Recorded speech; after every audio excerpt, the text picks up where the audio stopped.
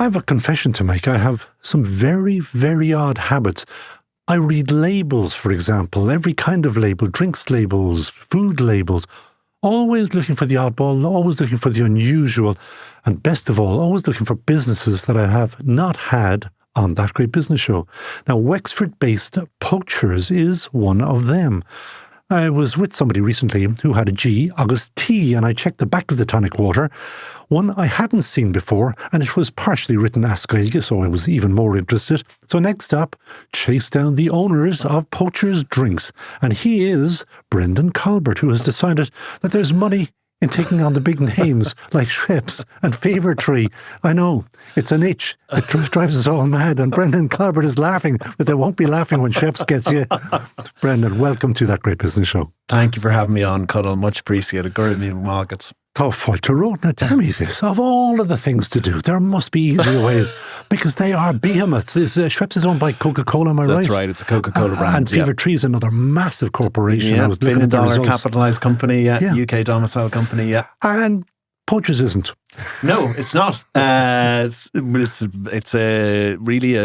started as a startup in 2017. I guess some people thought we were a little bit crazy, but it's grown. And you've got no background there. You came out of Davy, you were an intern in Davy for a while. You were with Deloitte for a while. Yeah. Now there is family. There is a history in hospitality there as well, actually. So my mother owned. Well, my mother and my family did own a public house in Wexford. A public house, very posh. House, yeah, in Kilmuckridge, a pub called Boggins, actually, for many, many years. And actually we inherited through the family. So we had it in the family for about 120, 130 years. So hospitality is in the genes there somewhere, but no connection with making tonic waters. Making drinks, no, definitely not. So where did that idea come from? Yeah, so I guess around 2016, 2017, I had come back from abroad, actually, where I'd been working with Deloitte and a few other bits and pieces, and this is as far back as 2005 now. I'll take you back a little bit for a second. You went to Australia with them, I did, yeah. I was in Australia with Deloitte. I worked in London for a little bit. Great company, really, really great company, great training, great exposure to loads of different industries. And then I had come back in 2005 and my mother had offered me a job in the farm, believe it or not, for a year. And we had a couple of other little bits and pieces that she was managing. So I say little bits and pieces. Should be cross with me if I said that. A little bit more substantive than that. But she offered me a job in 2005, and I stayed. I had the intention of staying maybe for a year, and so here I am, really nearly 20 years later, with a tonic and a mixer business. On the farm, and it's, as you say, it's slightly bigger than that. We'll agree. Yeah. But 2005. Yeah. 2017. Something bad went wrong in your head. Yeah. We call it the itch or the scratch. The itch. So I guess gin and tonic at that time was really taking off. There was a real gin boom globally and in an Irish context as well. And we were looking at the market and we really said there's no Irish option here to pair with all this lovely product. Was C&C and some of those other... There is, yeah. The large British companies like Briffic now owned by Carlsberg, yep. Oh, you got that one in? Well done. I did. I mean, most of our, maybe I'll take you through that in a little bit. Most of our competitors, all of our competitors are foreign domicile competitors. So Poachers is the only premium drinks company of scale operating in this space in the market. That's a nice claim. So, yeah, no, it is. It's like you say, a bit mad, Conall, when you start out. But a really interesting dynamic for us as a brand, and certainly one that's got a lot of resonance, certainly in the Irish market now. But if you are sitting back home in Kilmuckridge and you're looking at all of the things that you could do, why tonic water? Yeah, tonic water. It's good. Well, I guess at the time, we were looking at it and we were saying there aren't really any Irish soft drinks brands of note or of scale or of sufficient quality. But you could have been making biscuits. You could have been making... Everybody was started to make gin. Right. Then they started making whiskey. Yeah. Then, there's always a fashion. I guess like most businesses, or like a lot of businesses, there's an incremental piece to it. So you put out a product, and in this case, we made a tonic product with Irish rosemary and orange.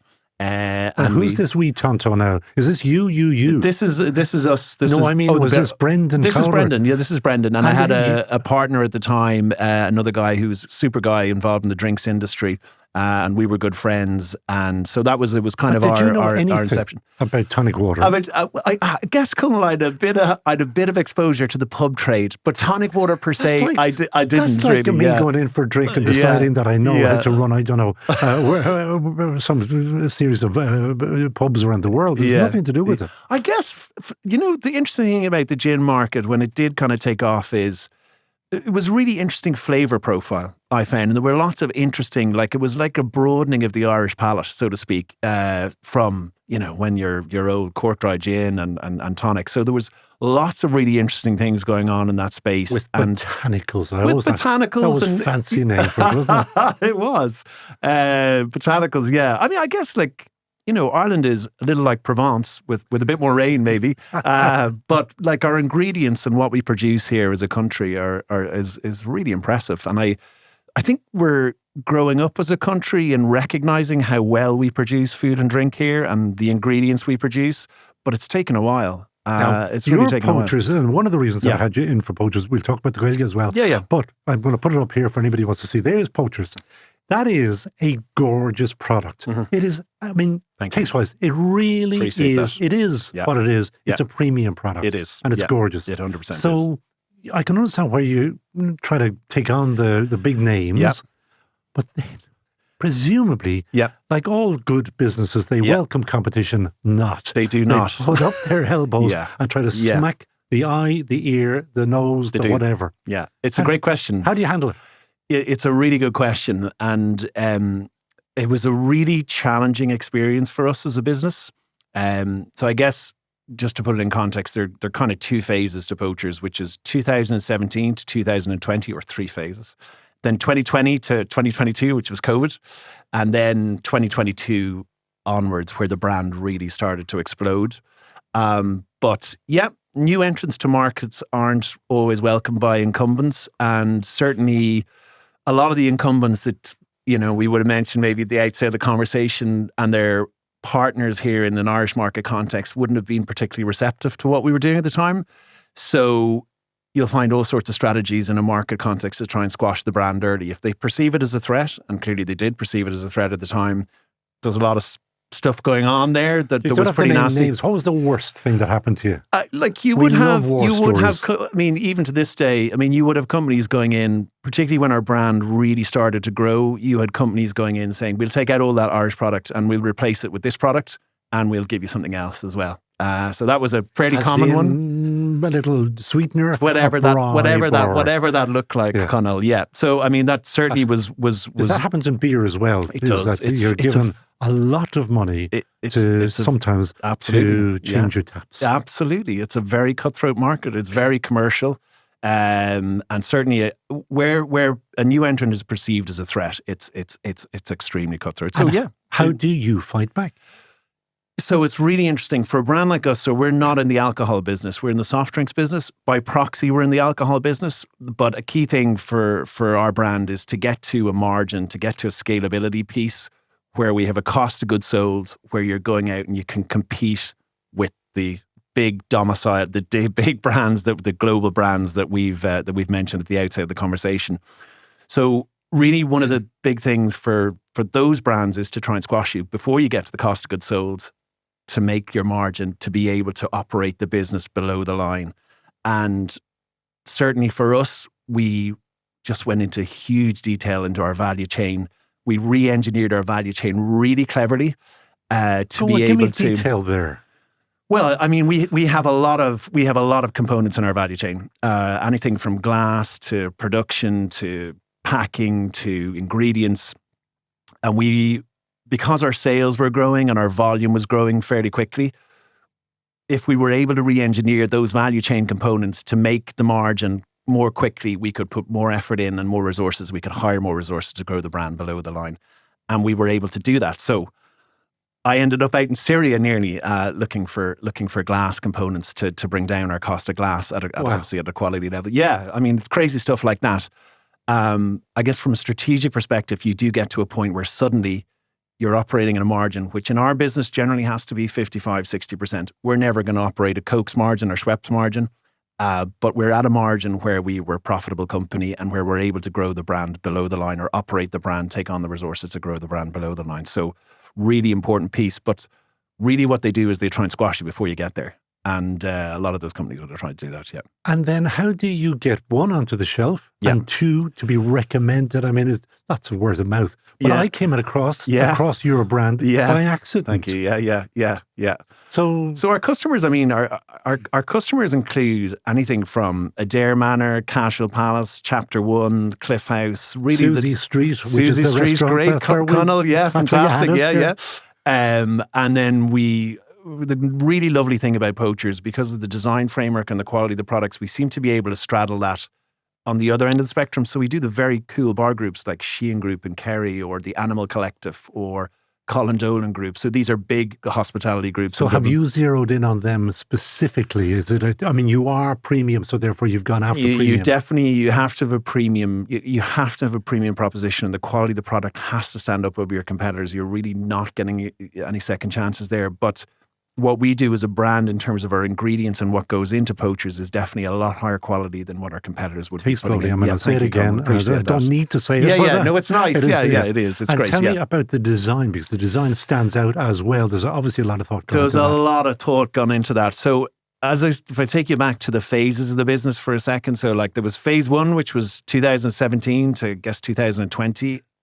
We had an old brand framework there, and at the time we didn't really feel that reflected our modern Irish credentials, and that's the position we wanted to resonate with the customer. Just a great modern Irish brand, great tasting, and so as a result, we brought in our own designer, and we worked tirelessly for about 12 months over COVID to produce that design framework. And you say 12 months? Yeah, it took a long time. It probably didn't take 12 months. I mean, but from inception, from concept inception to getting the labels, producing them, getting everything right, like the attention to details. What were you looking for? Obviously the standout, that's a given. But what was the feel that you're looking for? Definitely, it had to be. We wanted to project a modern Irish. We wanted to project a modern Irish brand, and actually, it's a great question. The design looks quite abstract, but because Poachers is a natural product and we make it with natural ingredients, the actual design on the product this represents the soil, this represents the rainfall, this represents the river. I'm going to show it there again. Yeah. That's the can. That's a can. That's a soda can. That's the new soda business, which I'll tell you about as well. Because you're not just tonic water. No, absolutely. And but you are thinking Ireland only. You can't be. You must be looking overseas. Of course we are, yeah. So we're looking overseas, yeah. So when you are saying you're projecting the modern Ireland and all the rest, we understand that. That's feeding into us. Absolutely, yeah. But possibly in London's Café Royal or whatever. 100%. I mean, do they look for that, or do they prefer good ye old Ireland-y stuffy? No, definitely the context has changed there. I mean, there's definitely a modern Irish dynamic which people are hooking into, and it's the old shillelagh and the Barone that's gone. It's and gone, yet really. You put Gaeilge onto your bread. I did, because Gaeilge's great, right? I mean, it's like... Well, I'd say that because I'm one of them. I think it's lovely, yeah. Well, that's fantastic that you've done that. It's great, yeah. I mean, as I say, it's resonant with what we do, and we're very proud of our Irish roots and our Irish credential, yeah. But if that goes to the Ritz or whatever in Britain... It's still got English on the back of it as well. But will you keep the Gaeilge on it as well? Of course we will, yeah. Will you? Absolutely, 100%, and then, like, to ship that product, that's expensive. It is, yeah. So do you have to make it over there? You can build relationships with, I mean, the brand is, the wholesale market is generally how the brand operates. Like, we would have direct customers here in Ireland, but generally we would have relationships with most of the wholesale channels here in Ireland. So they'd be your large partners like, say, Classic Drinks or Cisco or Musgrave, for example. So you'd have relationships with those partners, and that's really how you bring the product to market. But it's your responsibility to drive the growth, drive the brand, drive the resonance with customers. That's all. And the resonance with customers, that then brings you into the whole marketing and advertising. And that is another money pit. It is. So, how do you do that? I think, to be honest, you're really spinning plates, because you're looking at finding out pool of resources, and you're spinning plates, and you're spinning them quickly, because one plate can go at a junction and you have to readjust it fairly quickly. But absolutely the marketing piece. We've a great brand team. Terry Cooper, who you met earlier there, super. But we've a super brand team across Poachers, and it's a big piece of the business. Well, is it almost the essence of the business is the whole branding, marketing drive? Because I won't be rude because the product is, as I say, tastes gorgeous. Thank you, Conall, but if you have that, like after that, it's drive. It I is. presume, which is presumably marketing, sales, marketing, sales. I think brands of our size, sometimes you can put too much emphasis on marketing. Interesting. I think really you have to build an infrastructure. Part of the reason Poachers has grown the way it's grown in Ireland in an Irish market context is we've been able to fracture all those wholesale and all sales relationships that the Coca-Cola and I won't name the other Briffix and all those guys have enjoyed for so many years, but you have to be able to break into that network, because if you can't break that network, it doesn't matter how well your product looks, how well it tastes, you have to be able to break that. This is my standard pub quiz question. What does Briffix stand for? Do you remember? I actually don't. I'm it's the British vitamin company. There you go. Well, that's good to know. Now, Poachers. Yeah. Where did the name come from? So basically, on the family farm at home, there was a spring at the end of the farm. We have a lovely orchard there on 4 or 5 acres. There's a spring at the end of the farm. And the story goes that basically the poachers in the end of the 18th century used to come up and put their vats in the spring, fill their vats with water and go out and poach on the land. And that is where the name Poachers came from. So originally it was Poachers Well, because that's what the spring was called. And that's where the name, so we extrapolated out and it was just Poachers. Yeah.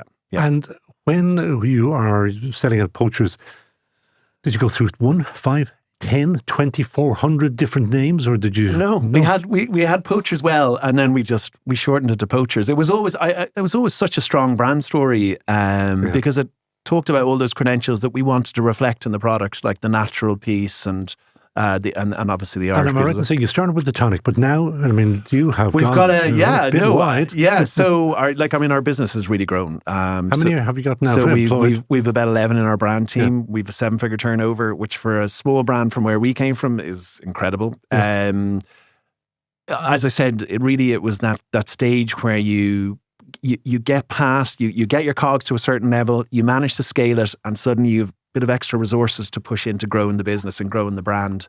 And that's kind of you can do what is called in the business overtrade, as in you can actually decide that you can go too big too quickly. You could. In fairness, you learn so much, Conall. It comes back to your original question, like why, how did you end up getting into this? But I mean, if I could have gone back and talked to myself 7 or 8 years ago, the lessons I would have taught myself back then were, every person sure it's in experience, right? Says that. Yeah. If only. But so you've obviously been sitting down looking at projections and all. So when do you need cash to grow? Yeah, no, definitely. It's definitely on the radar now. Yeah, so we'd definitely be looking to raise some money, from some what capital. Kind of sources? Well, private equity, possibly. The business to this point has largely been self-funded, so which is totally amazing as well. I'd have to pinch myself around that, certainly to get to the scale that we're at. So so definitely we're at a point now where we've obviously a new soda business as well, which is, I guess the really exciting thing about the soda business for us is that it's an extension of what we do in terms of the natural drinks here,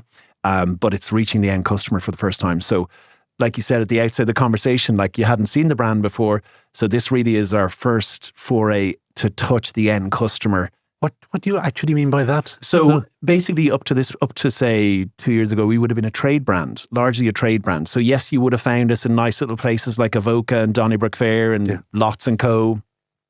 In bottles, but this is now proper scalability in terms of actually targeting the end customer in a retail context, as opposed to just a trade context. And if you go into retail, are you going to go into the ones that you just mentioned are kind of the expensive end? Yes, yeah. Are you going to go mid-market? It's interesting. I was having a conversation with Terry there recently, and because you're always looking at your customer segments and those demographics, and we've just launched in Duns, so about 45, about 45 stores. So that's going to be exciting. It's challenging. I mean, Duns is a business in itself, so that's going to be exciting. A reasonable amount about Duns. Yeah. Great. In fairness, squeezed a little bit. Maybe? Well, supportive now. In fairness to them, really good, very supportive of the brand. But yeah, so look, we've relationships there with Musgrave and Super Value that we'll develop. But to go back to Duns, so you end up on a shelf in Duns. Yes.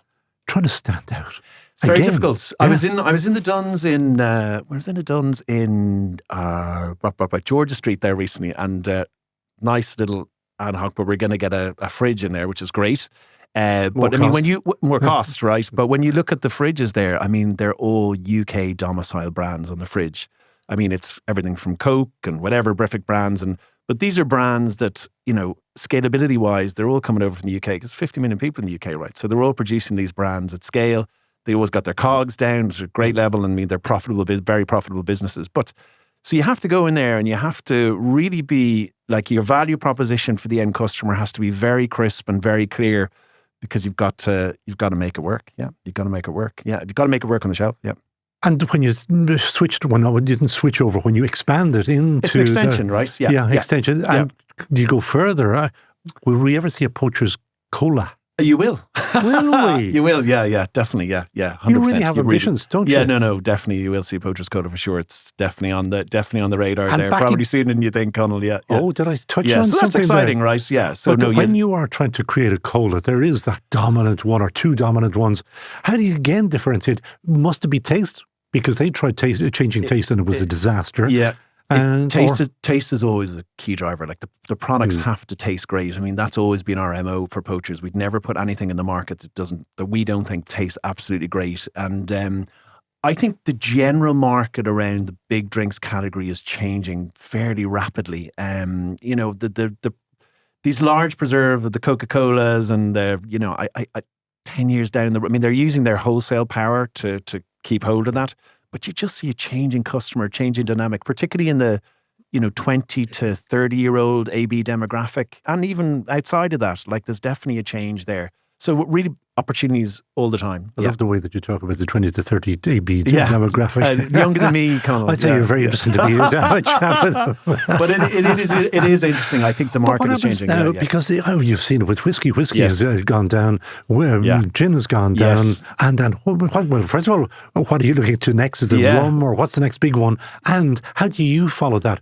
Are you watching all of the time to see what's on the up, and can we have a tipple for that? You definitely are. You're always trying to follow what's going on in the market in terms of trends. I mean, we're lucky in the sense that from the mixer piece of the business, we're a complement to all these products. So, for example, you will drink our ginger beer with Galway chili with rum. You'll drink our ginger ale with Irish apple with, say, whiskey, with good Irish whiskey. Obviously, the tonic products are tonic. We do a lovely soda water, which is a little bit made with... It's a little bit more saline than you would generally get. It's really nice it's actually really nice over ice. And so all of that product development, has that been done here in Ireland? Yes, we do everything here in Ireland. Taste, absolutely. endlessly taste. Absolutely, like, it's constant. You're always checking your product quality, always checking your product. And go back, say, on the tonic, because that has a distinctive taste in it, which is, yet again, I'll say it. It's Thank lovely. you, Conall. Your wife obviously enjoyed it. When you're trying to keep a consistency across, I was going to say thousands, probably hundreds of thousands of bottles eventually. Millions. Millions. How do you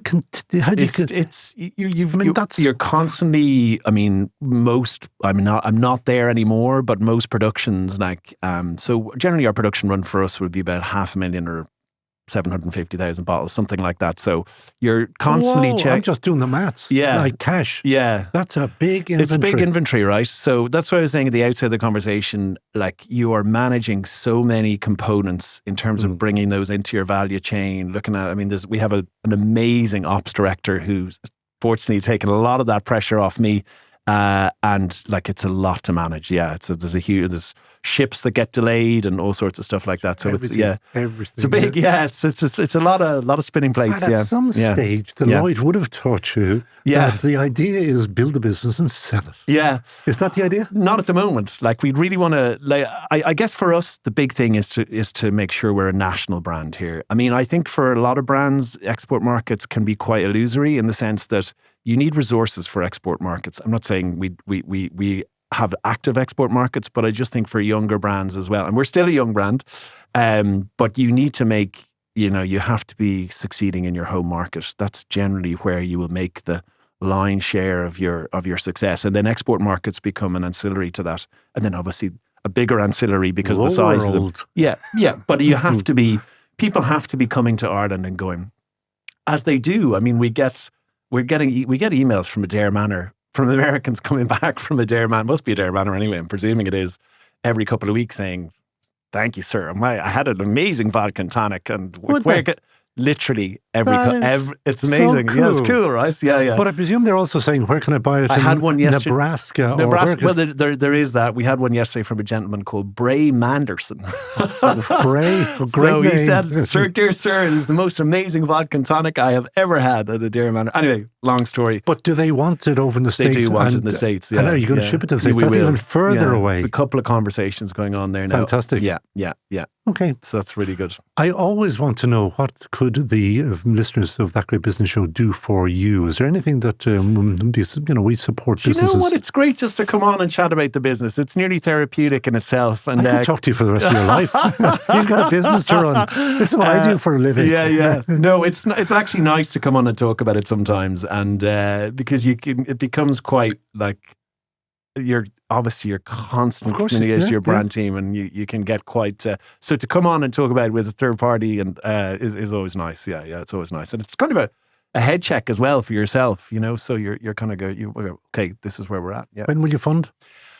I would say sometime in the next 6 months. Yeah. Okay. Yeah. So yeah. Definitely. Very good. Yeah. Okay. Yeah. Well, again, if you want to come back on, and we'll give you a big shout out for that. Thank you, Conall. Final question we ask everybody. Yes. Who would you hire in a heartbeat? Yeah. So I was thinking about this, and it's not the most radical choice, but I'm actually going to say Michael O'Leary. Do you know? I just think he'd done a fantastic job. I think he's a great guy for the country.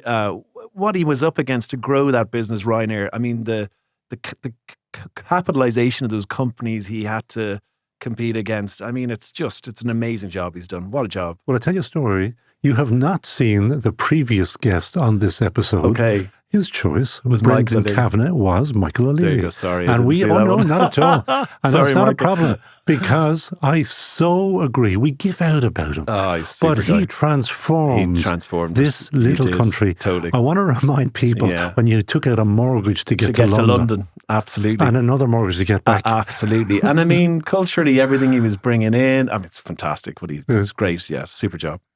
Well, I'll tell you other stories about him later. Okay. He can actually be very funny as well. That is a super story, Brendan. Yeah. Anybody who wants to have a gin and tonic or any other drink, Poachers. Poachers. Thank you, Conall. Appreciate that. Oh, not at all. Yeah. I'm delighted being to on help. Yeah. And we back business. We back Brave. Hey, that's great. Or good to know. Or crazy. One or the other. No, somebody was very rude about that ad recently and said, we back certainty. Okay. Oops. Thank you for having me on. Really appreciate it. That is Brendan Colbert of Poachers Drinks, plural now. And you'll find it in any, as they say, good store. Dunn's stores as well. You'll see it in W.H. Smith in the airport. Yeah.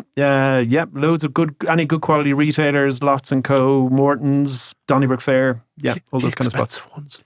Yeah, well. Dunn's is value. Dunn's is good value. Better value. It's good value, small. Conall. It's a great product. It's a good product. I want to have the Dunn Stores people in here.